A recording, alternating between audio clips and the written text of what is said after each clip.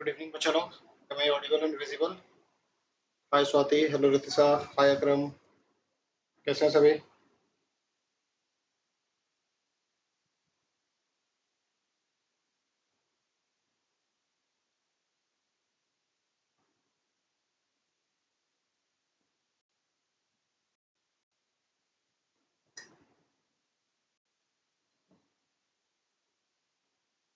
Am I audible and visible? Let me know.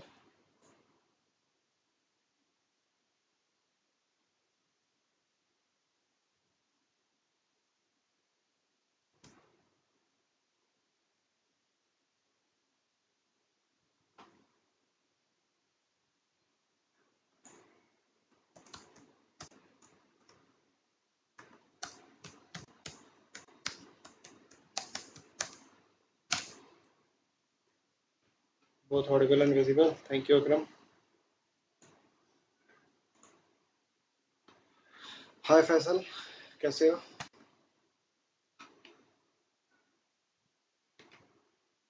Hi Gargi, क्या हाल चाल बच्चा?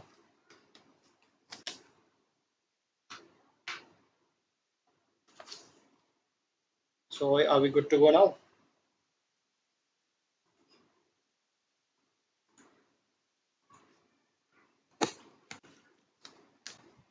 Good evening Sabha. ठीक हो फैसल? Okay.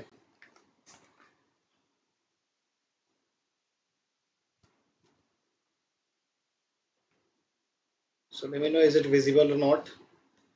जो मैं लिख रहा हूँ वो visible है ना? मैं भी बढ़िया हूँ गार्गी, थैंक यू.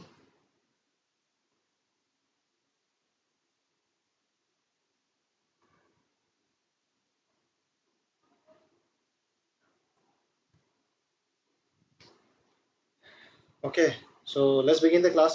है ना? शुरू करते हैं. क्योंकि अच्छा खासा स्ट्रेंथ हो गया. We are good to go now. चलें शुरू करें. So here comes the first question. Agriculture का क्विज है आज, पता है ना? What is the quiz of agriculture?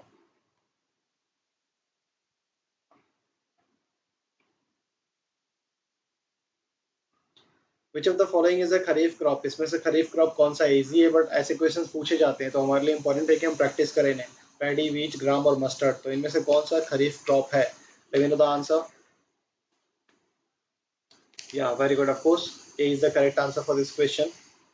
या सबा, गार्गी, अकरम,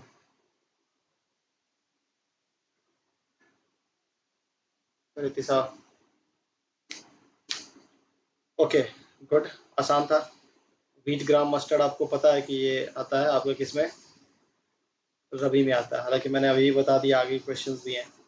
चलो, sugarcane is a crop which grows well in the areas with rainfall of what? Sugarcane जो है, इसको कितना? 150, 75 टू 100, 150 टू 200 और 200 centimetre and above.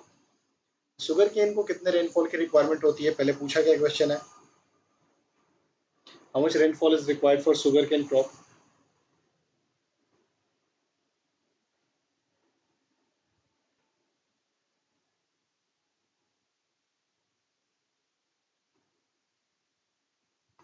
Yeah, very good. B is the correct answer, of course. 75 to 100 centimeter is the correct answer for this. है ना? 75 to 100. Yeah, Ritisa, Akram, Gargi, Shikhar. So B is the correct answer. अच्छा, कोई मुझे बताएगा अगर 200 centimetre से ज्यादा जिस रीजन में होता है वो कौन सा रीजन है? कौन से रीजन में 200 सेंटीमीटर से ज्यादा होता है बारिश? Late me no in the comment box. 200 centimetre से ज्यादा बारिश वाले रीजन को कौन सा रीजन है? कौन सा रीजन है वो? तो which among the following is a non farm activity? Multiple cropping, crop rotation, dairy farming या मॉडर्न फार्म?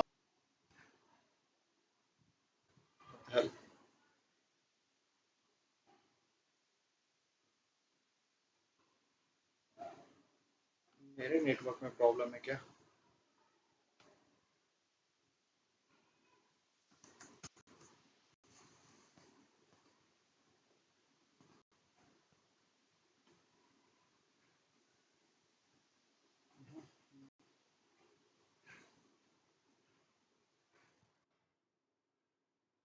मेरा ही लो आ रहा है.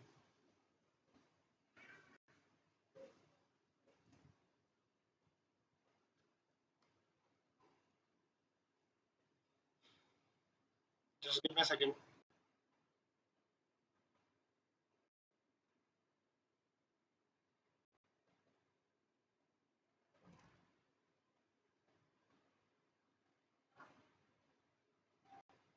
I'm good, Yashvi.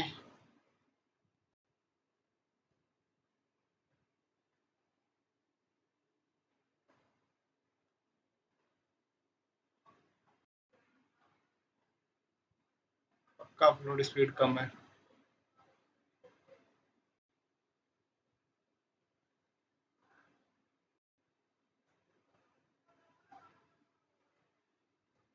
Okay, let's continue.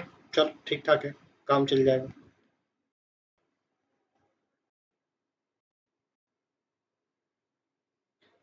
तो डेयरी फार्मिंग हो गया है ना. पिछले क्वेश्चन में उसे कहते हैं बच्चा लोग इक्वेटोरियल रीजन.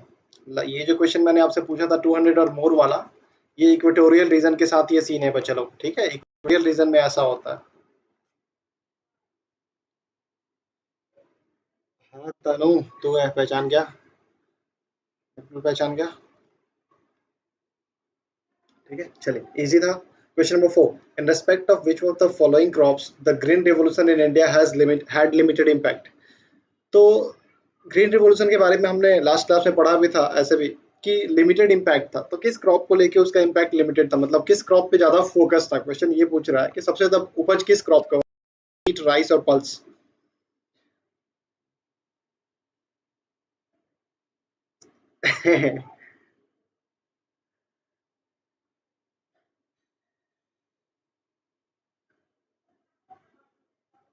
या शिखर गुप्ता करेक्ट आंसर. अक्रम गेहूं पे ज्यादा रहा था, पंजाब में गेहूं की खेती बहुत ज्यादा होती है ना. अरे अरे, डी में भी. You are correct Shikhar. Wheat, गेहूं की खेती ज्यादा हुई थी, गेहूं का कल्टीवेशन बहुत तेजी से बढ़ा था. उसके बाद राइस पैडी आता है. ठीक है, बट व्हीट जो है सबसे ज्यादा प्रोडक्टिविटी हुआ था व्हीट का. ठीक है.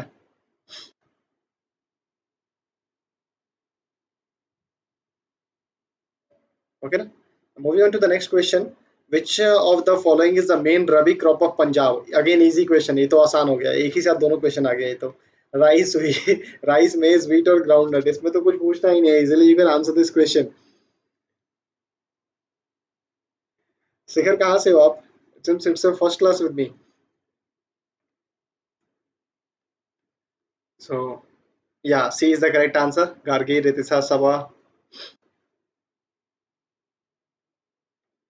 इजी है ना. पंजाब का रबी क्रॉप इम्पोर्टेंट. अरे अकरम, कहाँ जा रहे हो? व्हीट, राइस किस में आता है बच्चा? खरीफ में आता है, भूल रहे हो, कंफ्यूज हो रहे हो. खरीफ मॉनसून क्रॉप है ना. रबी हो गया विंटर वाला. है. जैद हो गया समर वाला.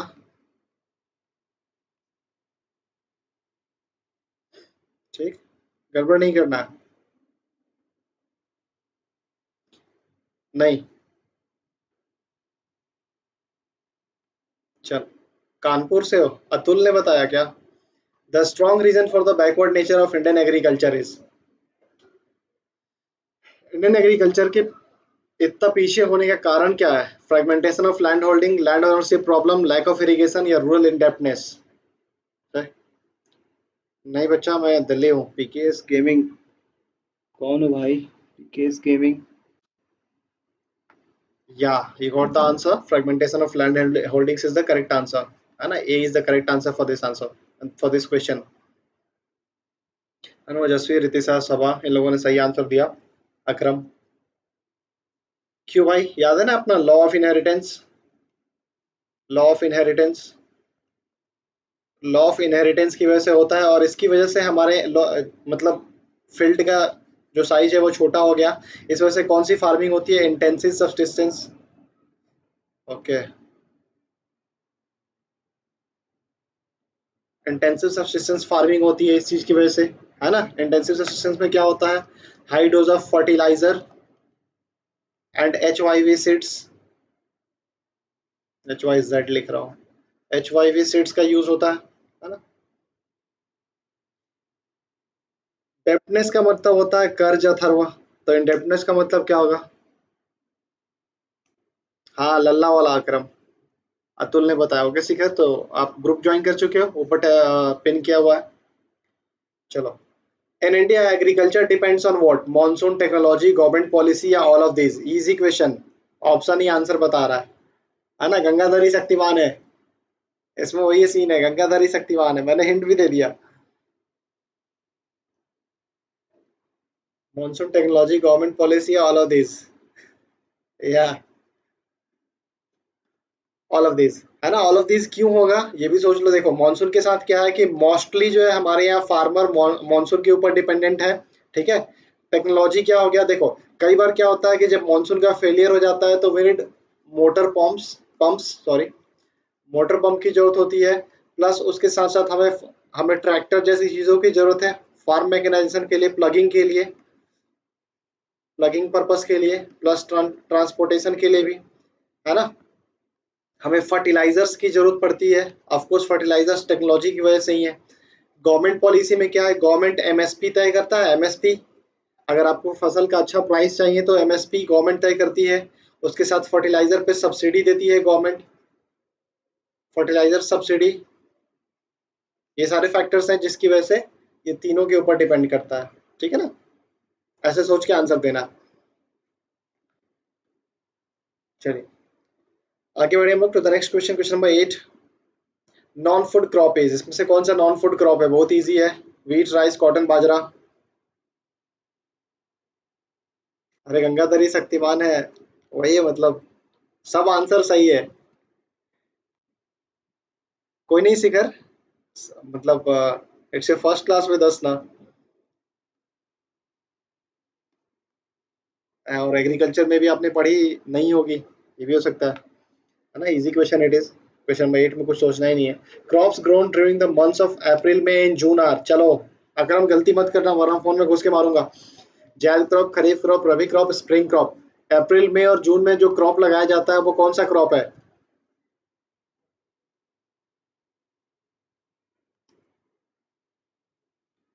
हाँ जी रितिशा, सही आंसर है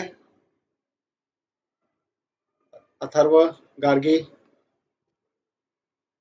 जैद क्रॉप, है ना? Zaid is the correct answer for this question. Saba, ओजस्वी।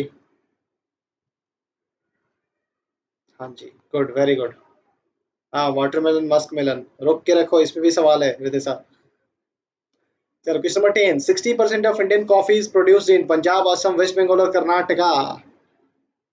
मैक्सिमम कॉफी जो है हमारे यहाँ कहाँ है? ठीक है, अभी तो बताया था ओजस्वी, अब रुक जाओ लास्ट में बताऊंगा, बार बार रिपीट करूंगा तब तो अभी भी दो तीन क्वेश्चन अभी भी है खरीफ और जैद पे। गलती करोगे तब तो याद होगा।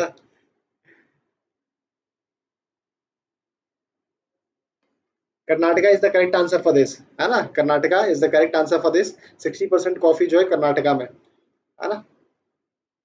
नहीं वेस्ट बंगाल नहीं है अकरम, रिवाइज करके नहीं आया लगता। समर्थ नहीं आया, सुबह से चिल्ला रहा था रिवाइज करके आए हैं, रिवाइज करके आए हैं, रिवाइज करके आए हैं, और गायब है अभी। नहीं Saba, Assam for tea, Assam for tea, और कर्नाटका फॉर कॉफी। ठीक है। अच्छा टी को लेके एनटीसी के लिए मैंने एक क्वेश्चन बताया था, कौन से टी को जीआई टैग मिला हुआ है? कहाँ के टी को जीआई टैग मिला हुआ है? कोई नहीं कोई नहीं।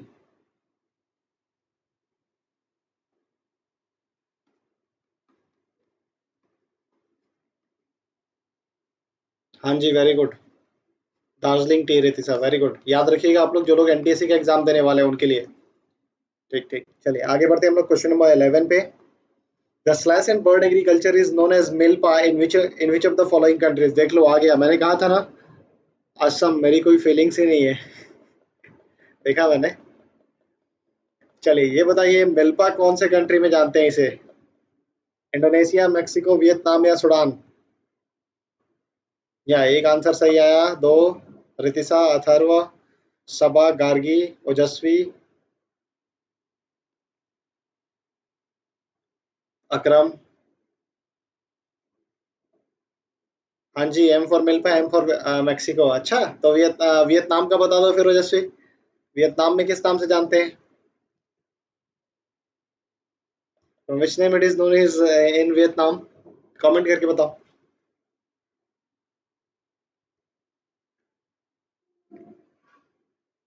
हाँ जी शिखर, आपका सही है। या जैसे वेरी गुड, एक्सेलेंट। रे, नहीं लदांग नहीं, लदांग इंडोनेशिया में है रितिसा, है ना। रे।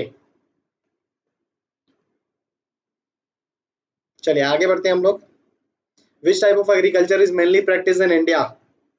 इंडिया में किस तरह का एग्रीकल्चर प्रैक्टिस किया था, अब भी थोड़ी देर पहले मैंने डिस्कस किया, अब भी थोड़ी देर पहले। कमर्शियल शिफ्टिंग, इंटेंसिव सब्सिस्टेंस या फिर plantation. Just saw this question, मतलब हम लोग कोई एक टॉपिक देख रहे थे जिसमें मैंने एक्सप्लेन किया पूरा का पूरा लिख के, कमर्शियल शिफ्टिंग, इंटेंसिव सब्सिस्टेंस या फिर प्लांटेशन, किस तरह का एग्रीकल्चर जनरली प्रैक्टिस किया था। वेरी गुड गार्गी, ओजस्वी, रितिसा, अथर्व। इंटेंसिव सब्सिस्टेंस फार्मिंग, हाँ जी अकरम, वेरी गुड। क्यों याद है ना, लॉ ऑफ इनहेरिटेंस की वजह से जमीन का बंटना और उस पर प्रेशर पड़ना, इस वजह से हाई डोज ऑफ फर्टिलाइजर और प्लस HYV सीड्स का यूज होना। ठीक है ना, याद रखोगे शिखर। हाँ, good. Moving on to the next question, हम लोग अगले क्वेश्चन पे चलते हैं। क्वेश्चन नंबर 13, 30 क्वेश्चन करने हैं हमें, तो थोड़ा सा फास्ट होना होगा। The largest jute producing state of India is, India में सबसे ज्यादा जूट कौन से राज्य में प्रोडक्शन होता है। यूपी, वेस्ट बंगाल, हरियाणा और पंजाब।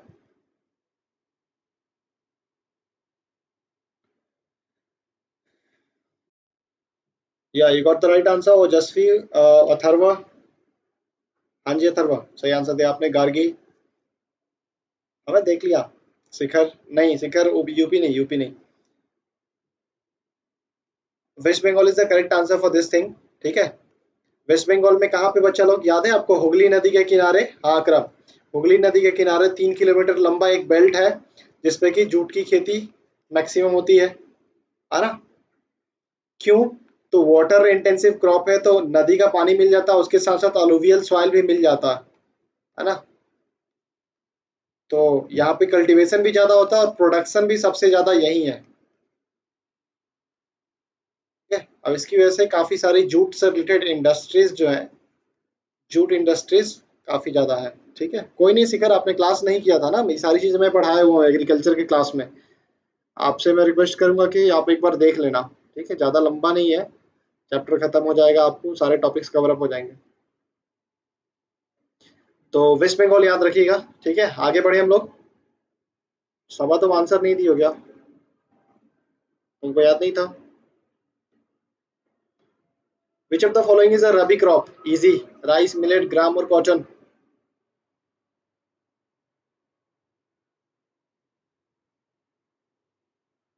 हाँ, मैन्युफैक्चरिंग इंडस्ट्रीज में भी है और इसमें भी है, एग्रीकल्चर में भी है जूट को लेके। इसमें से रबी क्रॉप कौन सा है, राइस, मिलेट, ग्राम, कॉटन। हाँ जी अकरम, वेरी गुड, एक्सलेंट। हाँ ओजस्वी, डाउट में क्या क्यों रहना है, अभी तो मैंने थोड़ी देर पहले हमने देखा था। राइस क्या है, खरीफ है, मिलेट खरीफ है, कॉटन खरीफ है, बच गया क्या, ग्राम। सो gram is a rabi crop. हाँ जी रितिशा, सबा।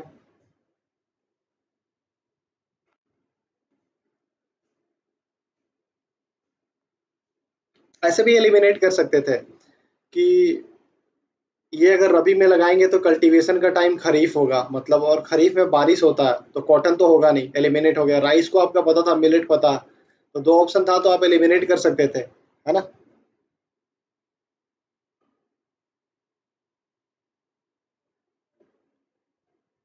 किस चीज में कंफ्यूज हो रही है तुम। अब मैं लिख रहा हूँ यहाँ पे, देखो मैं फिर से एक बार लिख रहा हूँ। खरीफ क्रॉप की बात करें तो ये मॉनसून क्रॉप है, मॉनसून क्रॉप। कुछ नहीं करना है, सिंपली थिंक, आप सोचो ना कि आपके यहाँ अभी इस टाइम पे कौन सा फसल मिलता है ना। रबी हो गया विंटर क्रॉप, है ना, और जायद हो गया समर वाला। कौन सा है, अप्रैल मई जून।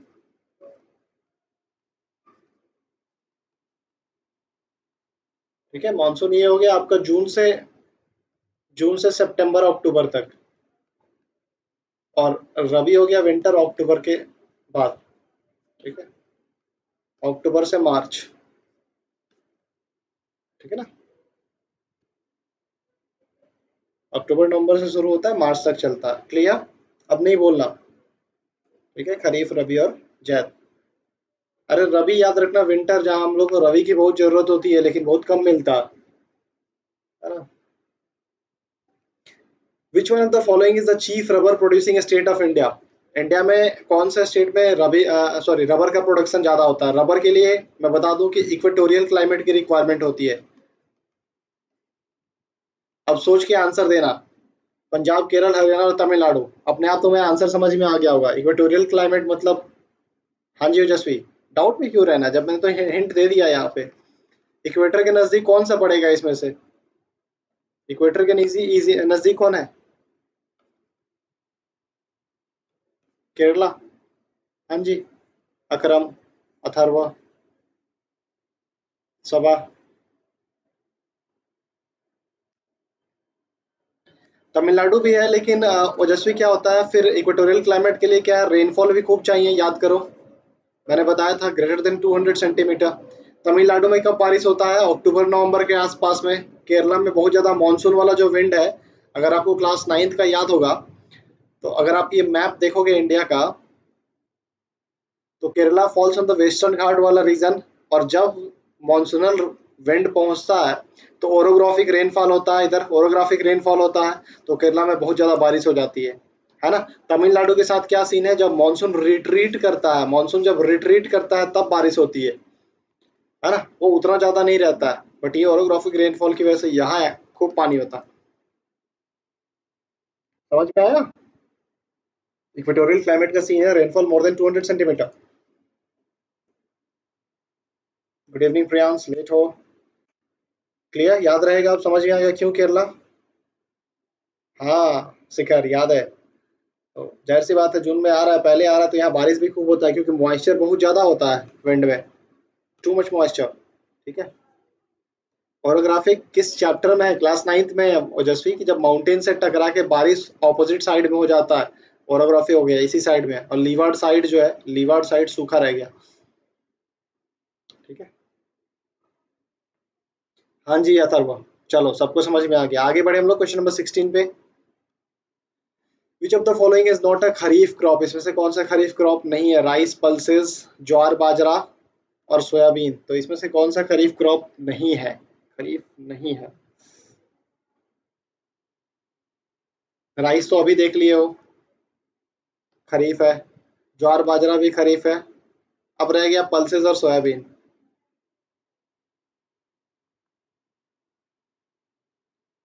सोयाबीन भी नहीं आता है, ठीक है, मैं बता देता हूँ। Pulses is the correct answer. ठीक है, पल्स। हालांकि मतलब खरीफ में भी होता है लेकिन उतना ज़्यादा नहीं। ठीक है, तो रबी का इंपॉर्टेंट है। अच्छा, सोयाबीन को से रिलेटेड एक चीज़ मैं आपको बता दूं कि इंडिया में सोयाबीन जो है, हालांकि बैन है, बट बट जीन एडिटिंग वाला भी सोयाबीन का प्रोडक्शन हो रहा है इंडिया में। ठीक है, ऑल्दो इट इज बैंड, लेकिन जीएम सोयाबीन ये मिल रहा है। याद है ना जीन एडिटिंग वाला क्लास जो मैंने पढ़ाया था आपको? ठीक है।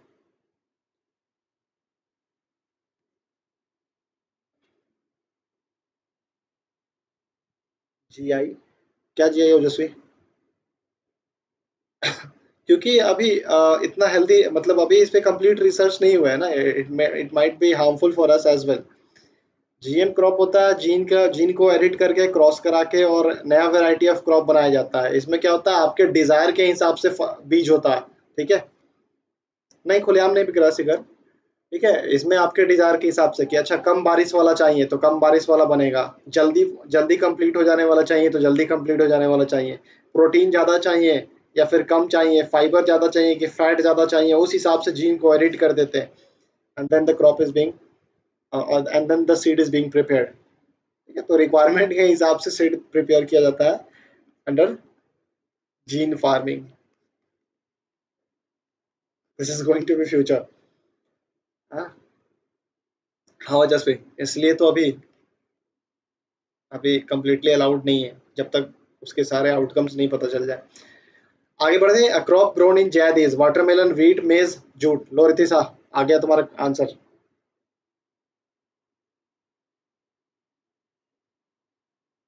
इजी, इसमें तो कुछ सोचना ही नहीं है। Watermelon, musk melon. हाँ, मैक्सिमम खरीफ और रबी के ही है। हाँ जी, सबने आंसर दे दिया, सही answer. Okay, Moving on to the next question, question number 18. Rubber is related to which type of vegetation?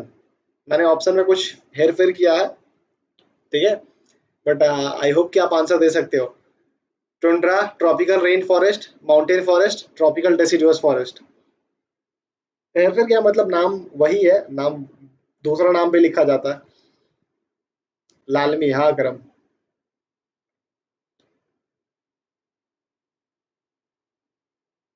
हाँ जी ओजस्वी, करेक्ट आंसर. अथर्व, अक्रम. हाँ तो रितिशा, ट्रॉपिकल रेन फॉरेस्ट या फिर ट्रॉपिकल एवरग्रीन फॉरेस्ट, और ये जो है इक्वेटोरियल रीजन में है, ठीक है, ये जो है इक्वेटोरियल रीजन में है, ठीक. Tropical rain forest is the correct answer for this. जानबूझ के याद कराने के लिए ही मैंने मतलब ये ऑप्शन ऐसा रखा गया कि आप दूसरा नाम भी इसका याद रखो, आपको याद रहेगा, ठीक है. हाँ जी शिखर, तो ट्रॉपिकल एवरग्रीन फॉरेस्ट या फिर ट्रॉपिकल रेन फॉरेस्ट जो कि इक्वेटोरियल रीजन में जनरली पाया जाता है, ठीक है. हाँ बिल्कुल ओजस्वी, ये भी सही सोचे हो, है ना. टुंड्रा और माउंटेन तो होना नहीं है, तो टुंड्रा क्या है, कोल्ड वाला हो गया. देखो प्रीतिशा, टुंड्रा क्या है, कोल्ड वेजिटेशन. माउंटेन फॉरेस्ट तो इजीली पता है. डेसिडियोस क्या है, जहाँ पत्ते गिर जाते हैं, जैसे हमारे रीजन में, हमारी तरफ क्या है, यूपी, ये नॉर्थ इंडिया है ना, या फिर इंडिया कंप्लीटली कहो, डेसिडियोस फॉरेस्ट है हमारे यहाँ. बचा क्या, रेन फॉरेस्ट, ठीक है.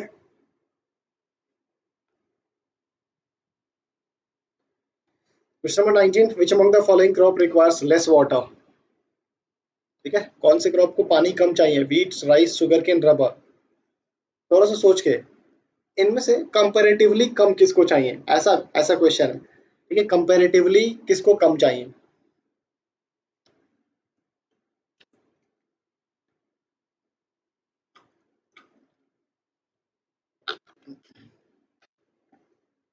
हाँ जी, प्रियांश, सबा, अकरम, अथर्व, शिखर, ओजस्वी. रितिशा डी कैसे कर रही है तू, हमने अभी पढ़ा रबर जो है, रबर तो इसको बहुत पानी चाहिए होता है ना. रेन फॉरेस्ट वाला रीजन, इक्वेटोरियल रीजन वाला रीजन, तुम कंफ्यूज हो रही हो क्या. तो A is the correct answer for this. नर पैडी को बहुत पानी चाहिए होता है, शुगर केन को तो पूरे अलोंग द ईयर चाहिए, है ना. हाँ जी 30 क्वेश्चन है प्रियांश. इधर रोज बारिश हो जा रहा है आजकल, कभी कभी शिमला वाला फीलिंग आ जा रहा है. शिमला मनाली मनाली का फील आ जा रहा है कभी कभी, मतलब जिस दिन दिन भर बारिश हो जा रहा है, मौसम ठंडा हो जा रहा है थोड़ा, तो अच्छा लग रहा है. Which of the following statement is not correct, जरा यहाँ ध्यान दीजिएगा, कौन सा सही नहीं है. Jowar is the third most important food crop in India. Rubber is an equatorial crop. India is the largest producer of fruits and vegetables in the world. India is the largest producer of sugar cane. अच्छा नोएडा में ओजस्वी, कभी उधर आना हुआ तो message करूंगा. Ritisha correct है, सबा गलत, ओजस्वी गलत, अथर्व सही. गोपालगंज की बारिश याद करिए, हाँ खूब बारिश हो रहा है उधर भी. प्रियांश करेक्ट. शिखर डी में भी नहीं, डी ही सही है ना. Ritisha and Atharv as well. ठीक है, देखो ब्राजील है, ब्राजील एक नंबर पे है, और दूसरे नंबर पे हम लोग हैं, याद है मैंने लिखा था. हाँ जी, तो जब बाकी कोई ऑप्शन है ही नहीं, तो अल्टीमेटली डी इज इनकरेक्ट. हाँ जी हाँ जी हाँ जी सबा, तो वही तो है, नॉट करेक्ट पूछ रहा है, सही नहीं है. इसमें लिख रहा है India is the largest producer of sugarcane. Directive word पे ध्यान दीजिए, कई बार हम लोग यहाँ ध्यान नहीं देते हैं, ठीक है. तो directive words are very important.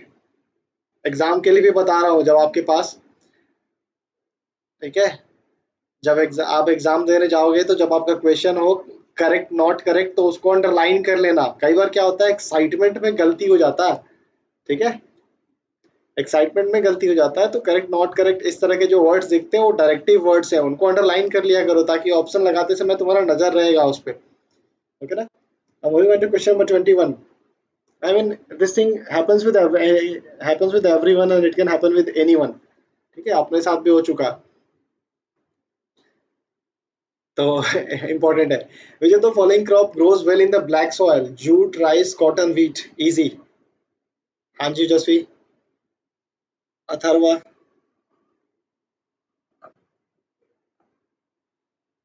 Akram. Saba. So cotton is the correct answer for this question. Easy again, है ना. अरे अंडरलाइन करने से कोई दिक्कत नहीं है. बोर्ड में थोड़े मना करेगा कोई तुमको, तुम अंडरलाइन करो ना, कोई दिक्कत नहीं है उससे. Arabica variety of coffee was initially brought to India from which of the following countries? Yemen, Vietnam, Japan or Korea?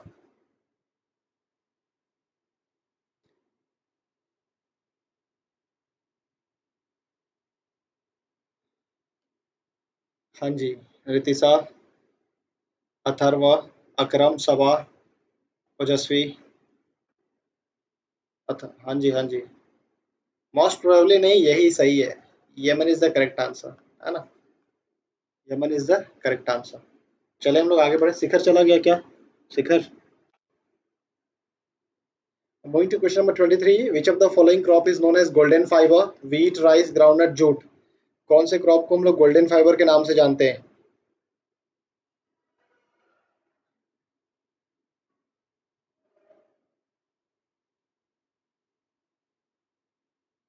Again easy question. हाँ जी. Ritisa, Ojaswi, Saba, Atharv, Akram. This is absolutely correct answer. Jute is the correct answer. Moving on to the next question. Shikhar एक काम करो बच्चा, ठीक है, channel पे जाना, मतलब उसमें देखना, प्लेलिस्ट में जाना, और एग्रीकल्चर करके टॉपिक है, मैंने पढ़ा रखा. तो मैं मतलब स्पीड जो है 1.25 या फिर 1.5 करके देख सकते हो, कोई ज़्यादा दिक्कत नहीं होगा. बट एक बार देख जाओ, है ना. उसमें जो मैंने खास करके साइड में लिख रखा है उसका नोट्स बना लेना, एग्रीकल्चर कंप्लीट हो जाएगा. Okay. Cultivation of fruits and vegetable is known as floriculture, sericulture, horticulture, agriculture. अरे पटुआ अकरम, सफेद वाला. हॉर्टिकल्चर. Absolutely correct answer. सबने सही आंसर दे दिया.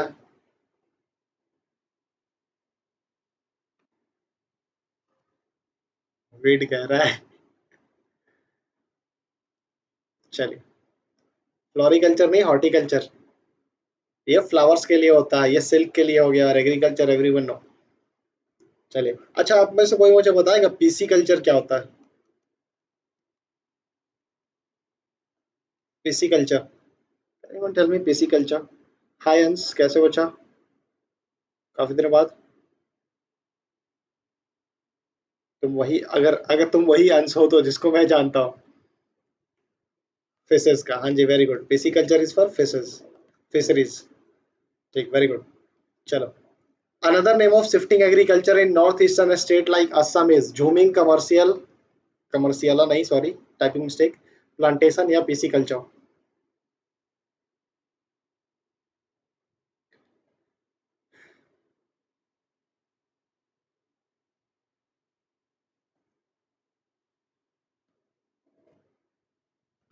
ठीक है, jhuming cultivation is the correct answer.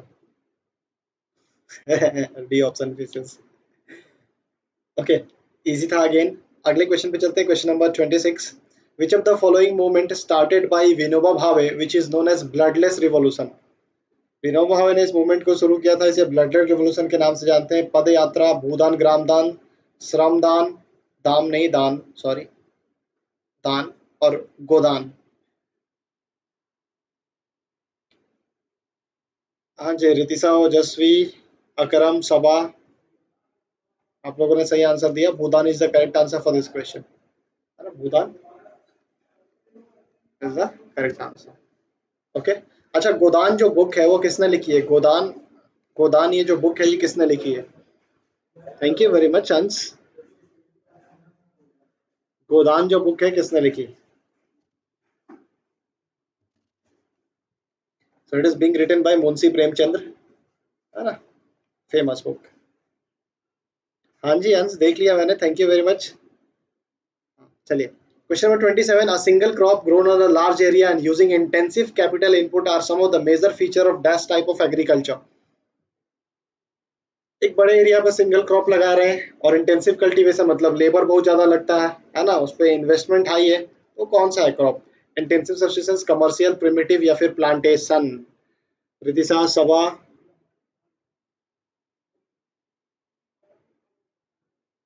Akram, Atharv? Of course D is the correct answer. Ojaswi? चलो, इजी था अगेन, कंफ्यूज नहीं होना ओजस्वी। यहाँ देखो, और लार्ज एरिया सिंगल क्रॉप, जब भी आए single crop large area plantation समझ जाओ, है ना। चलो, which of the following is a leguminous crop? Pulses, millet, jowar और सीसम? सीसम लेग्यूमिनस क्रॉप जो कि नाइट्रोजन फिक्सेशन में हेल्प करते हैं, which help in nitrogen fixation. या रितिशा,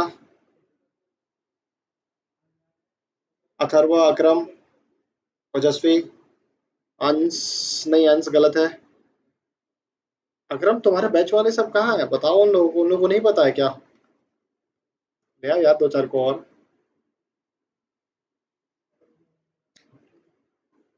पल्सेस है ना, ये करेक्ट आंसर है, जो कि नाइट्रोजन फिक्सेशन में भी हेल्प करते हैं।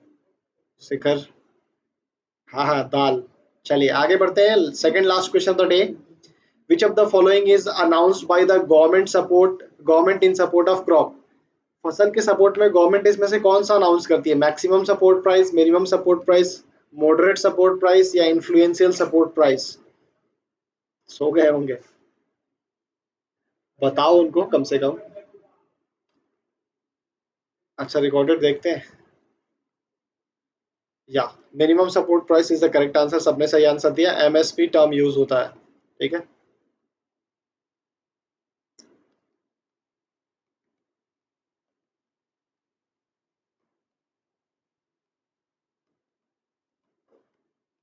और ये यूज होता है शुगर केन के लिए, ठीक है। Fair and remunerative price, fair and remunerative price, FRP for sugarcane. तो जो लोग एनटीएससी का प्रिपरेशन कर रहे हैं वो लोग लिख लें। अच्छा, एमएसपी के अंदर कितने क्रॉप्स को हम लोग कवर अप कर रहे हैं? तो वो हो गया 23। याद है ना, मैंने गलती से एक बार 22 बता दिया था in the class, but correct कर लीजिएगा प्लीज जो लोग भी उस क्लास में थे। अगर आपने नहीं किया तो मैंने बता दिया था बाद में, वैसे करेक्शन करा दिया था, 23। तो एनटीसी वाले बच्चे ये लिख लेना, fair and remunerative price, FRP for sugarcane, ठीक है। तो एफआरपी लिखते हैं शॉर्ट में, 22 नहीं 23 कर लो जैसे वो, दैट वाज माय मिस्टेक, ऐसे मैंने बताया था अगले दिन। चलिए, नोट कर लिया सबने ये, शुगर केन में ये चीज यूज होता है, मतलब एमएसपी नहीं करके एफआरपी यूज होता है। So now moving on to the last question of the day, अंतिम क्वेश्चन हम लोग देखते हैं। Which of the following is helpful in investing new hybrid and modified varieties of seeds? Hybrid and modified varieties of seeds, green revolution, white revolution, genetic revolution या फिर scientific revolution? ध्यान से words को पढ़ के कीजिएगा।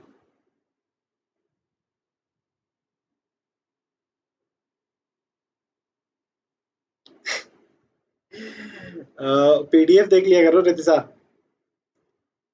गलती कर रहे हो अकरम, अंश का भी गलत, ओजस्वी का भी गलत, रितिशा सही है, शिखर सही है, अंश बाद में सही हो गया, अथर्व?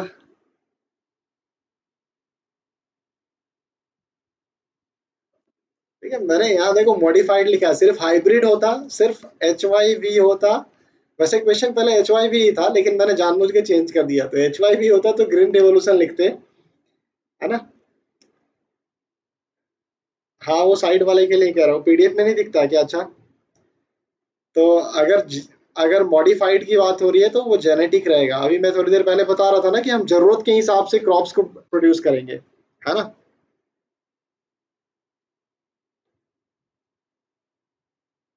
अच्छा, एक और नया तरह का फार्मिंग इन्वेंट हुआ है, ठीक है, मुझे उस बंदे का नाम ध्यान नहीं आ रहा है, इज फ्रॉम महाराष्ट्र, आप बस नोट कर लीजिए कहीं भी।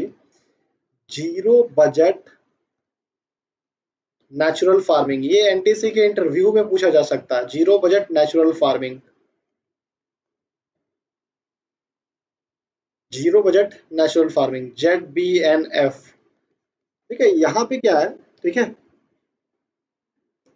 यहाँ पे क्या है, यहाँ पे यहाँ पे क्या होता है बच्चा लोग ZBNF में, कि इसमें आप बेसिकली काऊ डंग, काऊ यूरिन, ये सब का यूज किया जाता है ना। और सीड जो है, सीड जो है प्रिजर्व किया जाता है अगले सीजन के लिए, जैसे पहले लोग रखते थे। ठीक है,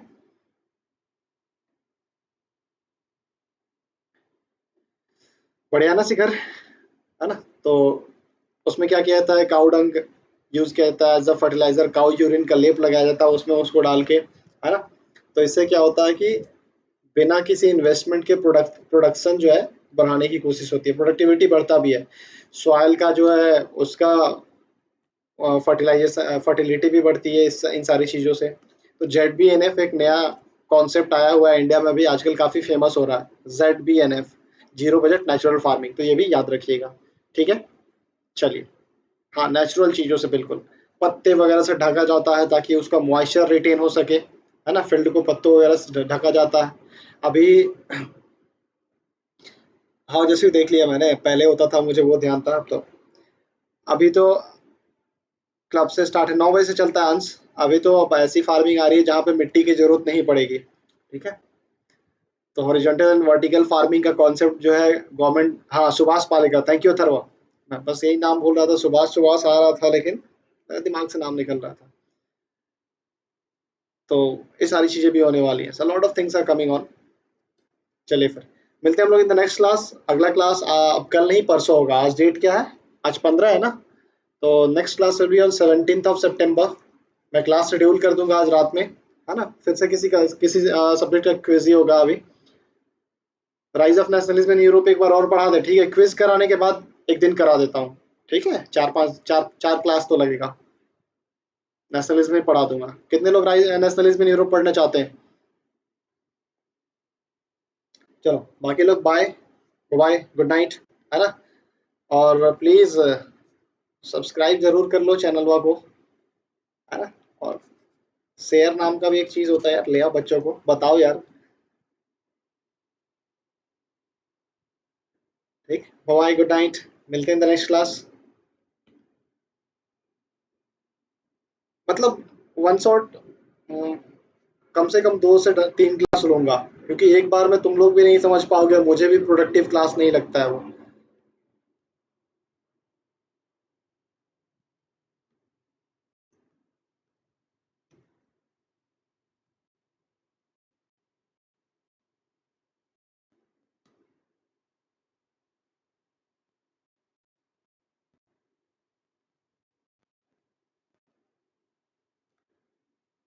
अरे अरे अरे, क्या हो गया?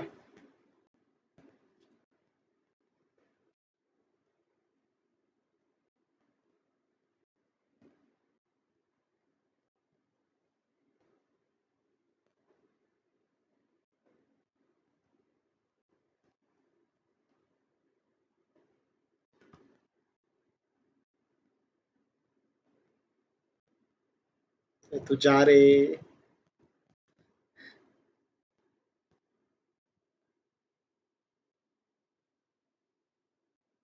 अब मुझे क्रॉप करना पड़ेगा, ब्लैंक स्क्रीन हो गया।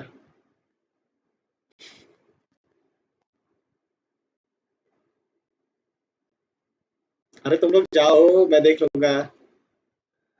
लगता है कुछ प्रॉब्लम आ रहा है।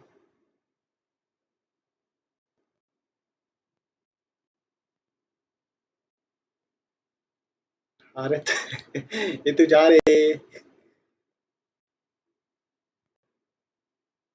मेरा स्क्रीन ब्लैंक है, मुझे कुछ नहीं दिख रहा।